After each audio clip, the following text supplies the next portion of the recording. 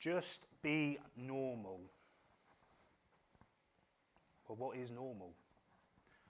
Well, the only thing I can tell you is my normal. I'm Max J. Green, I'm autistic, I have obsessive compulsive disorder, attention deficit hyperactivity disorder and epilepsy. So the doctor seems to love me. Every time I go in, I come out with something new. For a moment, let us forget about normal and embrace neurodiversity. Growing up, I found it incredibly difficult to come to terms with this idea of normal, mainly because I couldn't do any of these normal things. I couldn't talk till I was 6, do not worry, I'll make up for it now though. I couldn't make friends, I couldn't learn, and I couldn't cope with the anxiety that life brings on a day-to-day basis, even at that young age. Luckily though, I had one hell of a supportive network of people. And even though the understanding of neurodiversity wasn't what it is today, and we didn't have things like the Equality Act or the Autism Act, what I did have was a family that embraced my neurodiversity. Never use it as an excuse for my behaviour or reactions at times, but definitely supported me and taught me the best way that they could. Although my mum has always said that they learned from me. My mum said a phrase one day, it took me aback. She said, "Your kids normally grow up with their parents, but we had to grow up with Max." This was her way of embracing my neurodiversity and realising that maybe doing things the normal way wasn't the best way. She had to fight to get me a diagnosis, an issue that's still prevalent this day. And after many people telling her, including a head teacher, that Max isn't autistic, he's just naughty, she finally got me a diagnosis, which in turn gave me the most important thing of all, acceptance of myself. I no longer sat in classes thinking, why are you so stupid? Or why can't you do things like anybody else? I now had not an excuse, but a reason. My mum always explained it to me like this. She said, most people's brains work like this, but your brain works like this. And there's nothing wrong with your brain. It's just the world in its infinite wisdom is set up for people with this brain. I had a few good teachers that were great, that really understood me. But throughout my school journey, I had many teachers that just felt I was a lost cause and that I wouldn't amount to anything. I believe if it wasn't for my neurodiversity, I wouldn't be where I am today. And with all that being said, what do they know anyway? So, after this, I basically had to go off into the big wide world. And I remember at the time feeling scared about that, feeling really, really scared about it. And through my journey, I knew people that had done brilliantly in their GCSEs. Me, I have none. My special educational needs school that I ended up going to, because every other school gave up on me, didn't do GCSEs. But the support at the school was second to none, because they embraced my neurodiversity. I know people that have gone to university and have many qualifications. I mention this because for a long time, I felt like the things that I wanted to do in life weren't going to be achievable. But this fueled me even more. So during the end of my time at my special educational needs school, the school arranged some work experience for me. It was in a cafe. And what I learnt from that experience was, I never want to work in a cafe. I was no good at it. Taking down orders, dealing with the information, washing up, dealing with the textures, no good at all. So after this, my mum and dad said to me, why don't you try something in IT, as you're good at that? Sadly, your mum and dad think you're an IT wizard if you can manage to turn the TV on for them. But I thought, hey, why not? Give it a go. So I managed to get some work experience at an IT company just by calling up people and with the support of my family. On my first day of my work experience, I walked in, I thought I knew everything about IT. Later that day, Mum picked me up, got in the car. She said, "How did it go?" So I know nothing about IT. However, I did enjoy it. And while I was there, I filled up this notebook full of information. They was even going to take me on as an intern, but sadly they moved their office to London. So I then had to go to college. I got on a course that I had no right to be on due to my lack of qualifications, but they allowed me on the course because they were so impressed with my attitude. I found college like a maze. It was like I'd just left the most supportive place I'd ever been, where I had structure, people that believed in me, friends.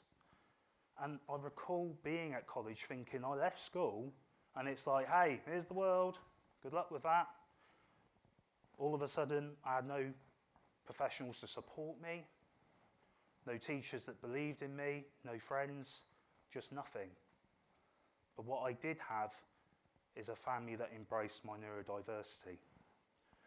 So I completed my course and I applied for an apprenticeship in IT.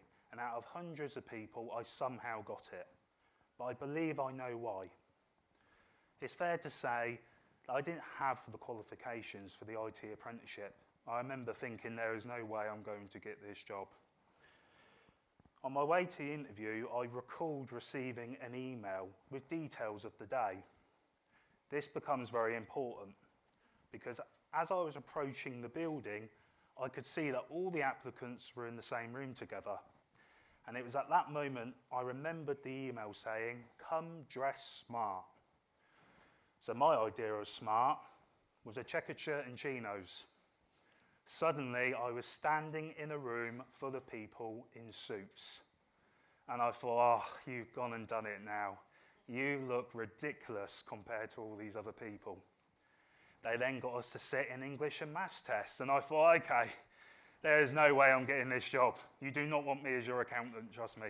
You're being caught very quickly.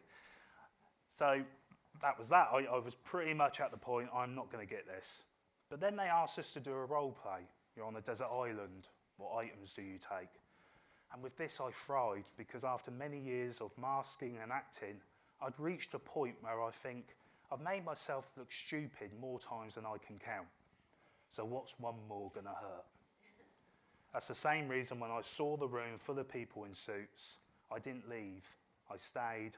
I went for it. Then it came down to the interview. And I was nervous. I remember them asking me about my experience in IT, and I did something that day that I believe no other candidate could have done. I pulled out the 2 notebooks that I filled up during my time at work experience. That was a lot of information that I could demonstrate that I knew. And after the interview, I made sure I went around the whole room and shook everybody's hand, no matter who they were. I remember being told I got the job because I left an outstanding impression. That day taught me it's good to be different and to embrace your neurodiversity at all times, and others will follow you on that journey. During this, though, I still had to pass my apprenticeship, which included passing a maths qualification. It took me 7 times, but I did it with the help of my family and my workplace at the time, embracing my neurodiversity. In turn, they got a great worker, a great employee, a great mentor for people joining the company, and then I went on to win West Berkshire Apprentice of the Year. However, I still wasn't pursuing my dream, which was to act. So I thought, go and do something about it then. So I started acting in a few shows in my hometown, and one of the people I was working with said that a TV show called Glue was looking for extras. So I said, sign me up. So the day of filming, I'm there and I see this rope separating the extras and the main actors. So being me, I thought, if I want to get into this industry, I need to know how. So I went over the rope and I pretended to be an actor that was joining in a couple of weeks. From that, I got a massive list of agents that I could email and contact. So while working full-time in IT and doing some acting shows, I was emailing every casting director in the UK. And one day I came home and I had an email from the casting director of Holby City inviting me up for an audition. I went up for the audition. I remember shaking. I remember thinking, don't shake now, shake after. I did the audition and I got the part, which was for a main role in one episode of Holby City playing an autistic character. Off the back of that, I got an agent and went on to BBC Doctors. The role that changed my life, though, was the campaign Could You Stand the Rejection, made by the National Autistic Society, which focused on the shocking number of autistic people in the workplace and how low that number is. And it was at that point I thought, something needs to be done.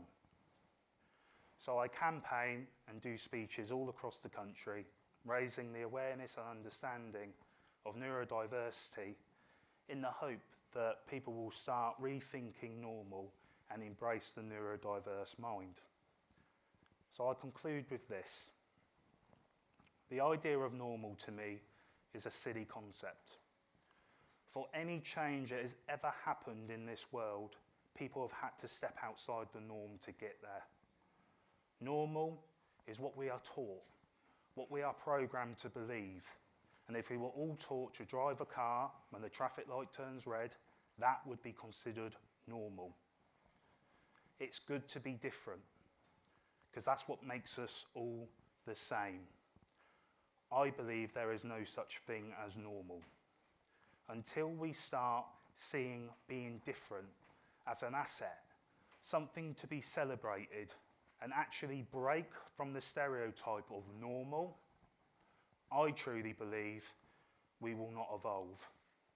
Embrace who you are, embrace those around you, and to all those who aren't in the neurodiverse world, never rule anyone out because they're not normal or they are different. They may just surprise you by rethinking normal and embracing their neurodiverse mind. Thank you.